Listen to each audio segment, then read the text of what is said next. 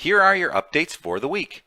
Hour of Code is next week. You should have received your awesome pizza box filled with unplugged coding activities as well as links to our resources. We really want you to register your class. So once you visit our site, we encourage you to please register your class or your school. Coordinate with other people in your school maybe so we don't have duplicates.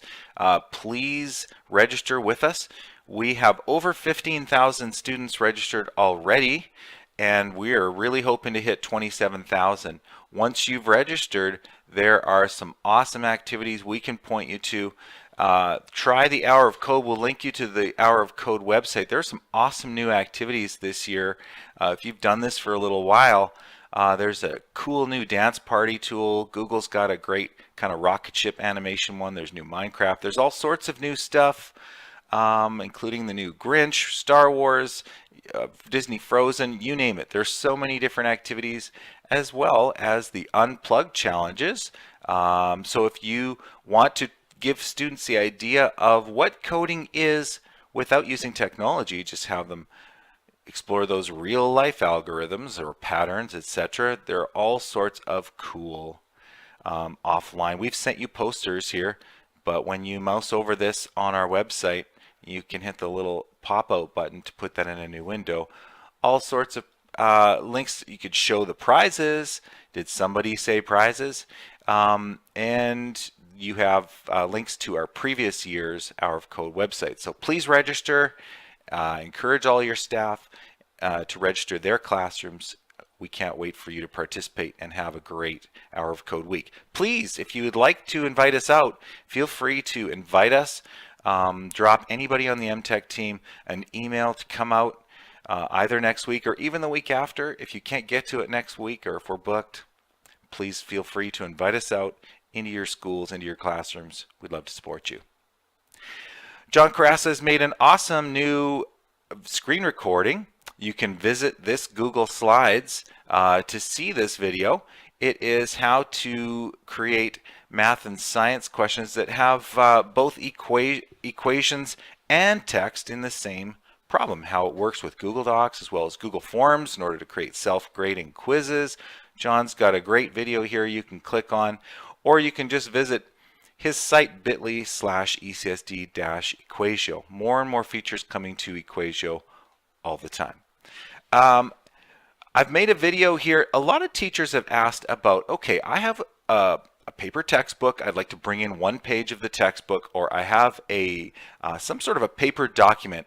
I'd like to bring it into my Google Classroom to distribute to one or more students such that it can be used with the PDF reader.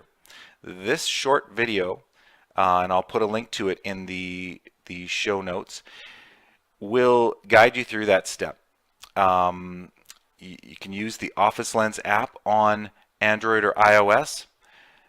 Take a picture of it, save it as PDF, upload it to OneDrive, and from there you can send it to your Google Classroom. So this video shows you how to do it. Super easy. Try it today. Christine McKee has shared some great updates and resources from Flipgrid for those of you who are exploring this awesome video response tool.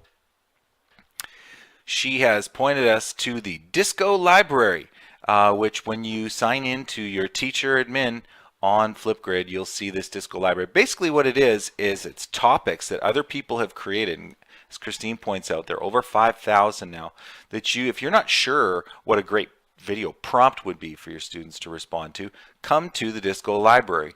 There are all sorts of different prompts here, and when you open up one of these prompts, you can then use the video prompt and any additional links and attachments, and you can just basically choose your own grid, your classroom grid, and add that topic to your grid so you can get kids participating without you having to create it from scratch. So there are some awesome ones, as Christine has linked to in here. There are some awesome ones in the Explorer series for Hour of Code, and so she's put some links here in this Google Slides. But what you may also have noticed right in the featured topics of the Disco Library, there's several that deal with coding. There's 5 or 6, and so you can just select any one of those and add it to your add those topics to your grids and get your students participating today. Wow, a lot of people have files created in Microsoft Office format that they want to share and distribute through Google Classroom in Google format. Christine and John have created a short video here to show this is really, really easy to do. This can be automated such that in your Google Drive, when you click the settings gear, settings, you can see convert. You can check mark this if you want it to automatically convert. So if you upload a PowerPoint, it will keep your PowerPoint and will also make a copy of it in Google Slides format. Same thing with Word docs, it'll convert it to Google Docs. And Excel spreadsheets are converted to Google Sheets. So if you'd like to do that, you can turn that on in the settings, and then once you're in Google Classroom, assign it in that Google format. Will allow you to do things like make a copy for each student or have everybody edit the same document and so on. Those conversion settings make it a little bit easier. Dane has created a great update here for Discovery Education. They have an awesome online course. If you are just using Discovery Education Science Textbook in your school, and we have probably 20 schools that are, they have an online course you can take, self-paced course that really helps you get the most out of it. You even get a certificate, it looks like, at the end of it. Just click on here and it just leads you self-paced through these awesome modules that will get you up and running and leveraging Textbook in no time. It takes a little bit of time to go through this course, but you may likely save time in the end with gaining fluency in how to use that tool. So thank you, Dane.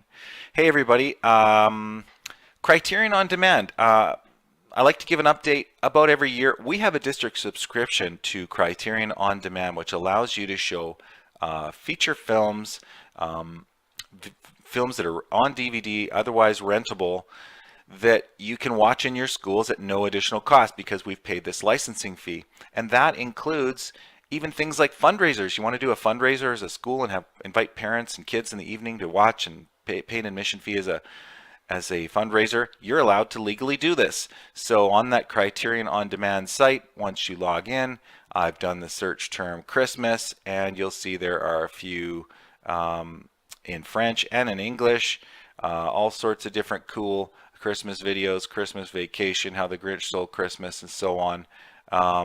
And there are all sorts of different categories of movies you can search for. I will put the login name and password in the email for those who are interested. For all our linked slides, visit bit.ly/tech5ecsd. Have a great week.